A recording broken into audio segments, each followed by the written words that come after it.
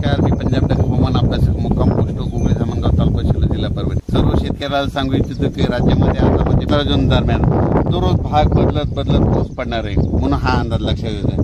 सर्व शेतकऱ्याला सांगू इच्छितो ज्यांच्या शेतामध्ये एकच ओल असले तर तुम्ही पेरणी करायला हरकत नाही.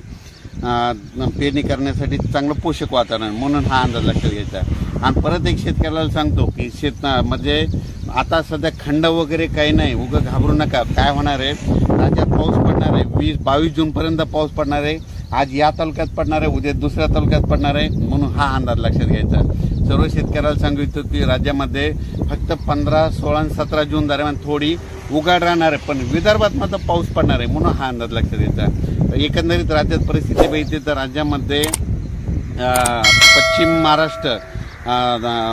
महाराष्ट्र, मराठवाडा आणि तसेच या भागामध्ये 12 जून, 13 जून, 14 जून, 15 जून दरम्यान ओढे नाले वाचतील तसं आणखीन एक पाऊस पडणार आहे. काही ठिकाणी वाहुणी पडणार आहे, मुसळधार, कुठं रिमझिम, कुठं पेंड वालता पाऊस पडणार आहे म्हणून हा अंदाज लक्षात घ्या.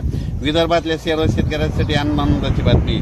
विदर्भामध्ये आज म्हणजे 12 जूनपासून आज विदर्भामध्ये बऱ्याच ठिकाणी पावसाला सुरुवात होणार आहे आणि त्याच्यानंतर विदर्भामध्ये देखील पाऊस वाढत जाणार आहे आणि विदर्भाची शेतकऱ्याची पेरणी देखील ह्या 20 तारखेपर्यंत सुरू होणार आहे म्हणून ही विदर्भात शेतकऱ्याची आनंदाची बातमी.